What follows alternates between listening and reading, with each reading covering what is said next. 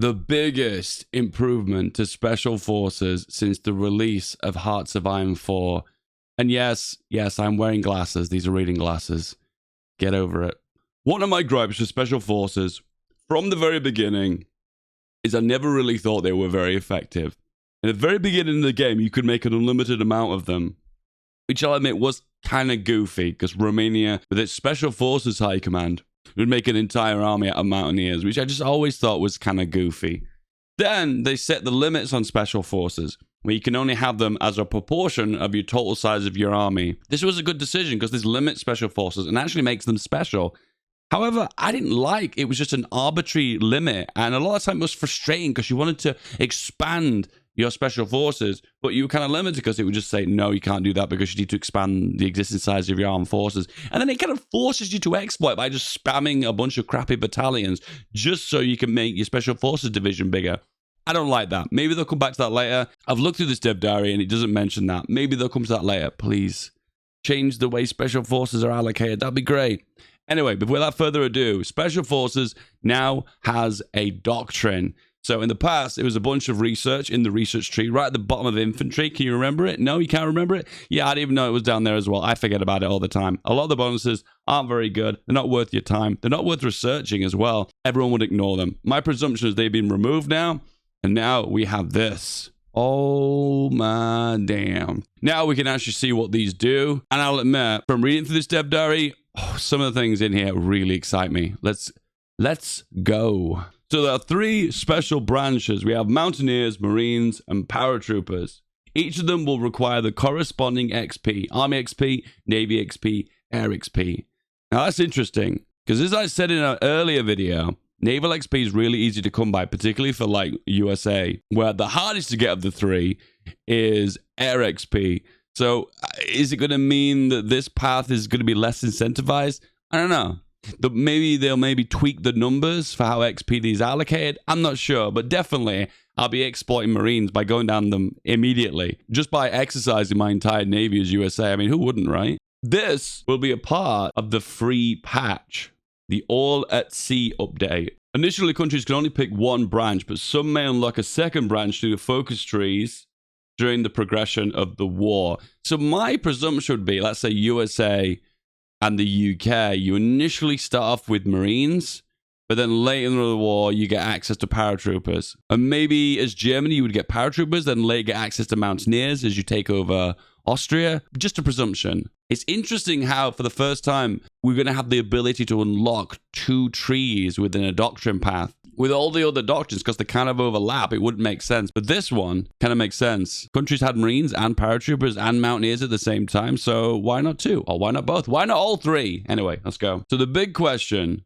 you're probably thinking is, why are there mutual paths with this? Why do I get a choice between which ones I need to go for?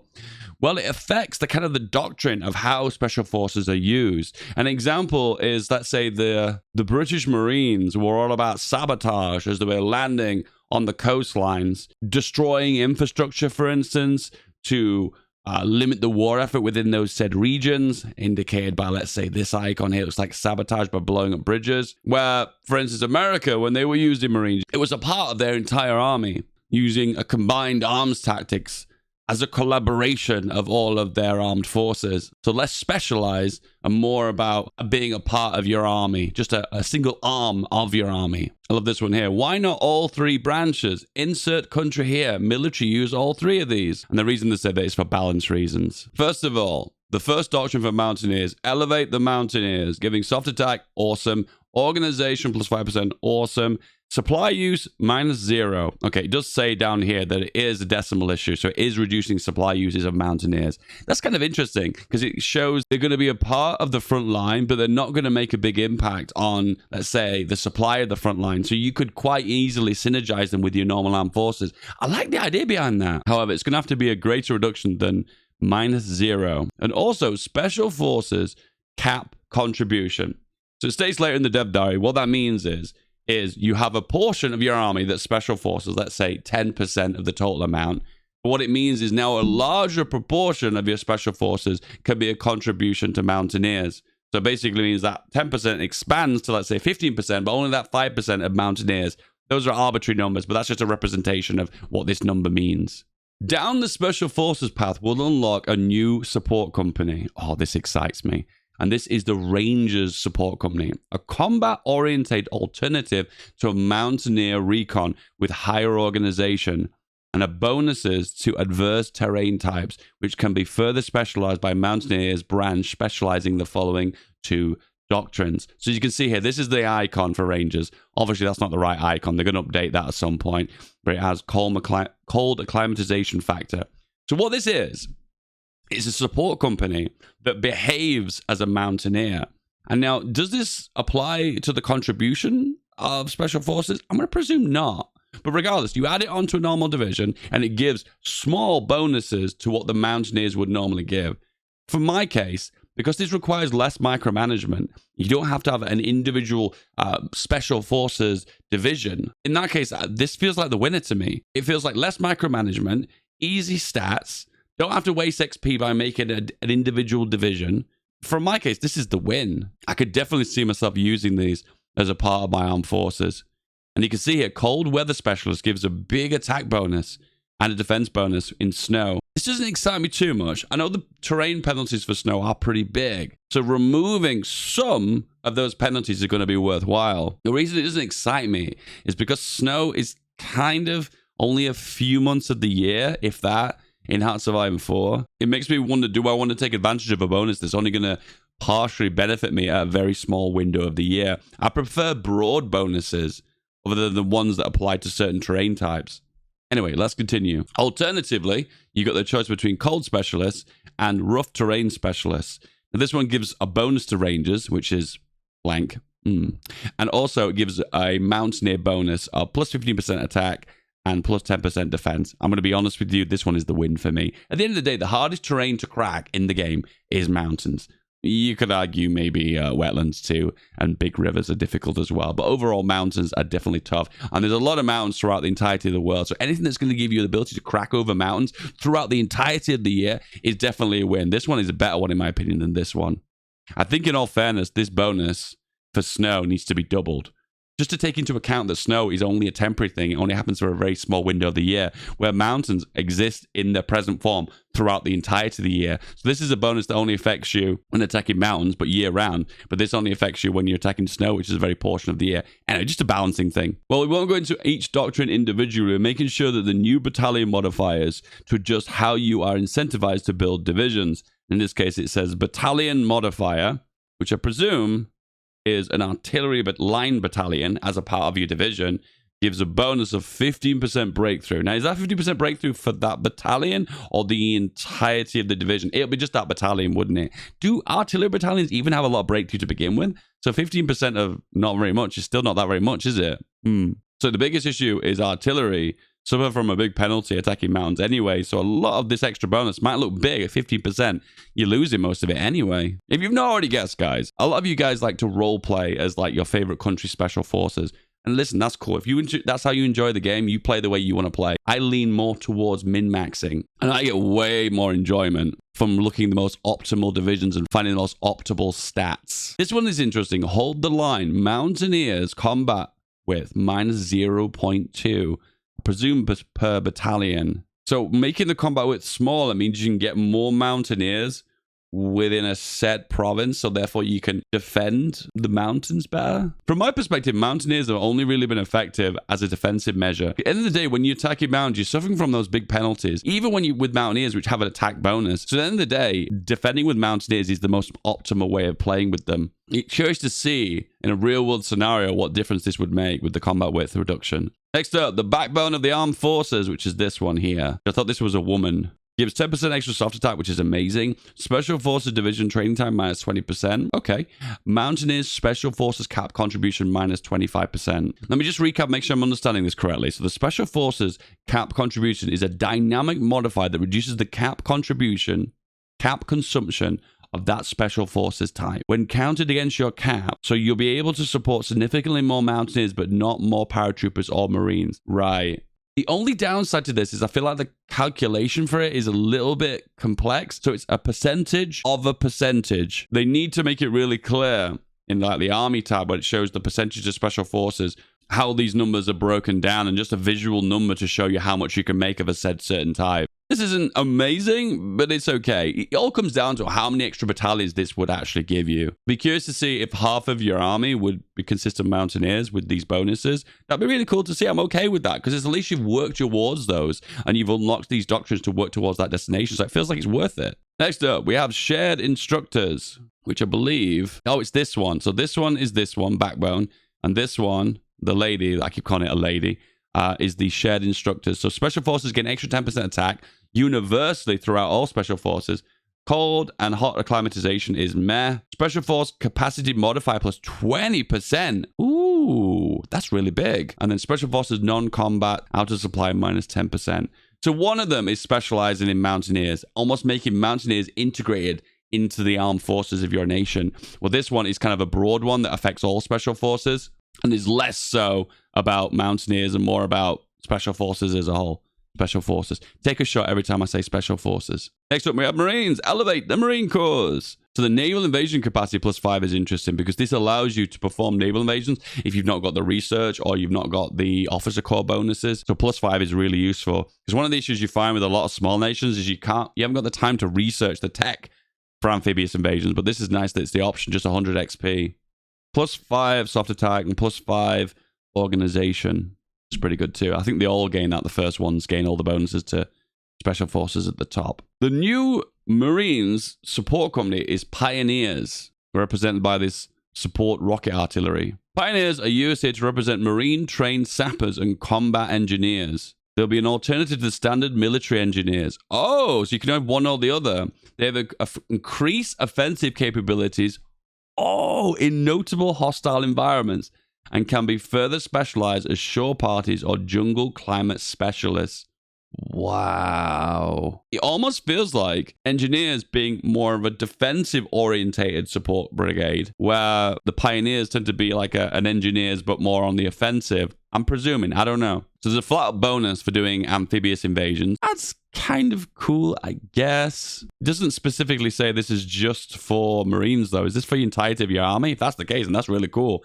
I like that how some of these have bonuses to the entirety of the army, not just the Marines. But I could be reading it wrong. Who knows? Instead of shore parties, we have jungle specialists, which gives an attack bonus into jungles. Do you know, this is cool because if you are in a situation where you're about to attack, let's say through the Amazon, and you're going to be punching through a lot of jungles, switching out to this one at any time is going to be so worthwhile. And a lot of time, endgame, you're going to be sitting on a lot of naval XP anyway, so this is going to be so cool. I will definitely take advantage of that. Next up, we have Marine Commandos. Marine Commandos have the ability to exfiltrate from any coastal province. And it also has cold and hot climatization. Marine Commandos are a new line battalion that have the ability to perform quick, hit-and-run naval invasions with equally quick getaway plan. So this is not a new support company. This is a new battalion type, I'm presuming. And then further down the focus sheet, you've got the option to gain extra breakthrough. Whenever they land, they cause instant damage. This is interesting because it's going to create interesting strategies. So the idea is you land to the coastline, it does loads of damage to the coastline, and then they instantly retreat out, I'm presuming, because they're almost like doing a special forces mission. Alternatively, if you don't want Marine Commandos, which is more of the American route, you can go for expeditionary units, which is kind of, as I mentioned earlier in the video, it's kind of combining Marines as a part of your army as a whole. So you gain a bonus to air superiority, extra special forces overall, and naval invasion planning plus 20%. That's interesting. So that means if I plan a 10-day naval invasion, it's going to take 8 days. Am I reading that right?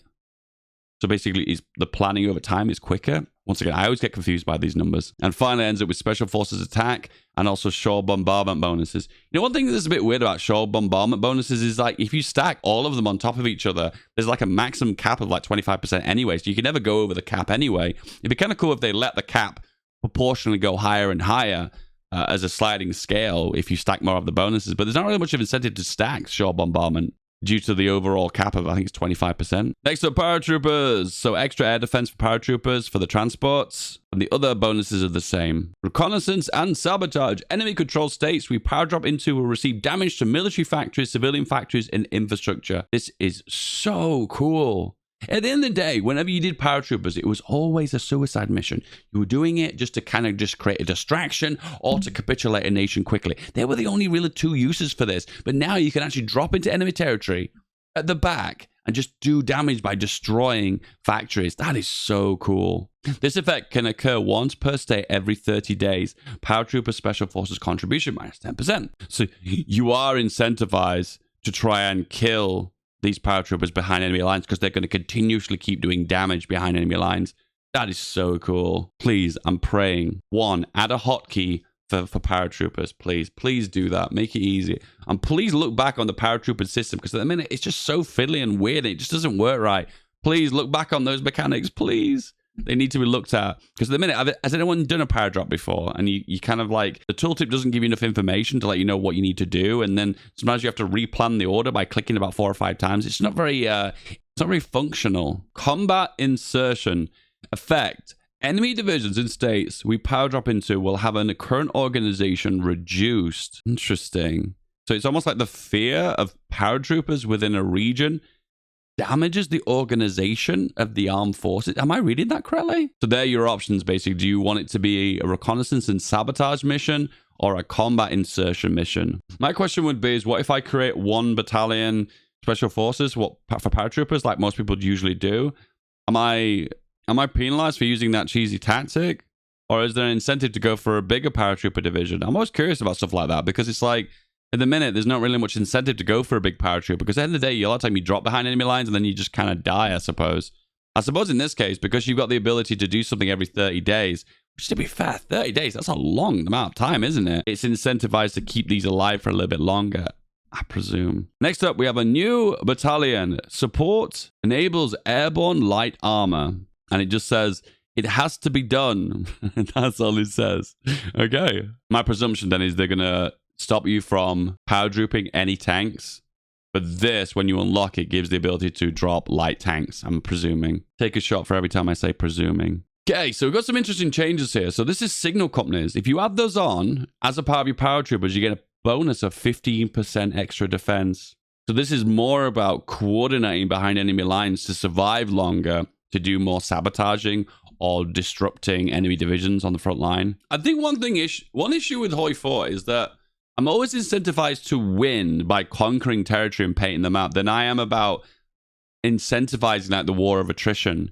I suppose war of attrition just feels like it's more of a multiplayer thing, you know? Like when you do strategic bombing, of course, they don't conquer territories for you or help your battles. They're just about kind of like destroying the enemy from within. And kind of paratroopers feel the same kind of way. And then finally, at the very bottom, you gain the best of the best. Paratroopers give you an extra 15% and 15% breakthrough and soft attack. That's massive. However, the amount of training time goes up by 20%.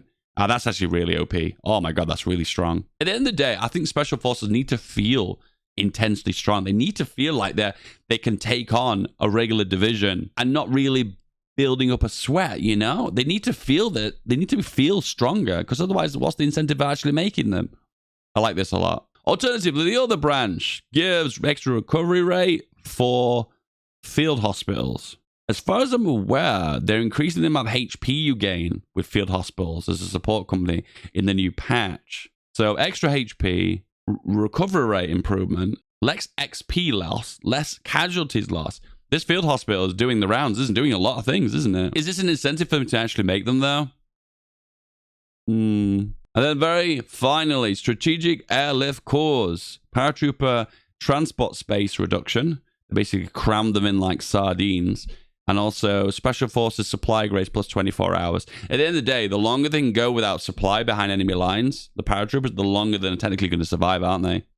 At the end of the day, that's the reason why I never really make a big full-on paratrooper division. Because I'm always thinking to myself, well, if he drops behind enemy lines and he can't get supply, well, I mean, he's just going to die anyway. And I'm always thinking, well, the purpose is just to die anyway. So why am I incentivized to put so much investment into something that's just going to insta-die? The Marine stuff is OP. The Mountaineer stuff is OP. I'm a little bit on the fence with the paratrooper stuff, but I'd love to play with it and have a go with it. What are your thoughts, guys, in the comments below? More Hoi 4 videos and more glasses in the videos? Click this one here. Thank you. Have a good day. I love you. Thank you.